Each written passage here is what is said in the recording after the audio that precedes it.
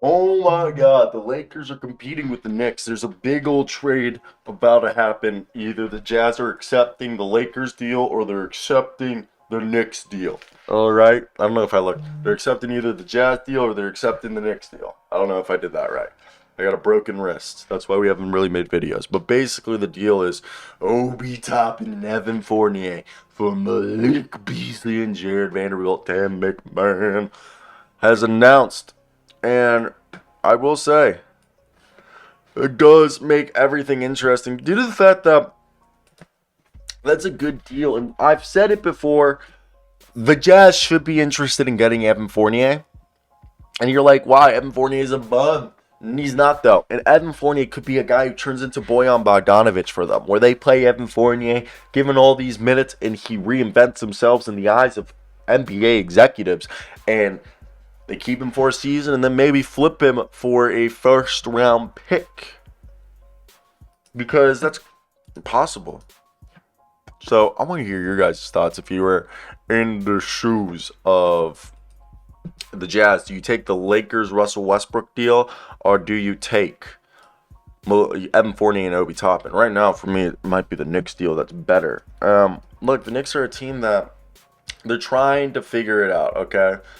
They're trying to see what would be the best deal for them. And we talked about it last week that this was a team that was trying to get themselves Malik Beasley and Jared Vanderbilt. And we all can agree that'd be a great pickup. Also, Obi Toppin, I think going to Utah would be good for him to get some minutes and build up that confidence. Like, hey, Utah, a lot of young guys who are struggling should want to go to there. But this information comes from Tim MacMahon of ESPN.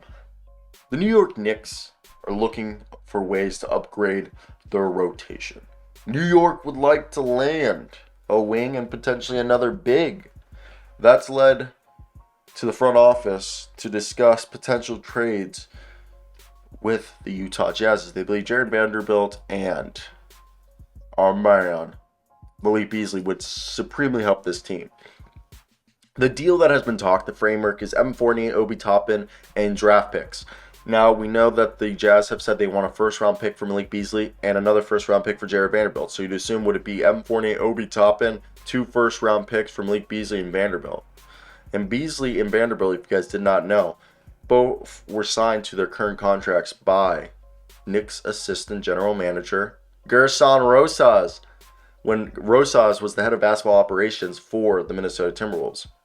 Obi Toppin would fill the Jazz goal of continuing to build around players that are under team control while adding additional draft picks. Beasley and Vanderbilt would both be major upgrades for the rotation, and as New York is chasing a playoff spot.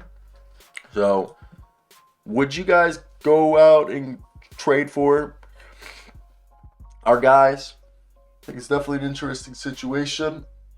And you look at it and you're like, hey, Jared Vanderbilt, especially with the injury to Mitchell Robinson, Jared Vanderbilt can play power forward or center. He's one of the best offensive rebounders in the entire NBA. And I want to hear your thoughts. What would you guys need to see to like believe this? Because Malik Beasley would be the shooter that they need off the bench behind Quentin Grimes and RJ Barrett, because you play the wing, and then you got yourself. Like, I want to know. I think it's definitely interesting to see how this is all going to play out, because this is a team that definitely is a lot better than other people are giving them credit in the terms of both the Jazz and the Knicks. But the Knicks, imagine Malik Beasley, Jared Vanderbilt with the starting lineup that is Jalen Brunson, R.J. Barrett, Quentin Grimes, Julius Randle, and Mitchell Robinson. Then you get yourself off the bench, Deuce McBride, Malik Beasley, Jared Vanderbilt. Okay, Isaiah Hardenstein. That's not a bad team. That's not a bad team, ladies and gentlemen. So for me, I think that's just something that people are overlooking and just not giving them credit. So I want to hear your girlfriend's FaceTiming me, so I'm gonna have to go. I love y'all. Like, comment, and subscribe.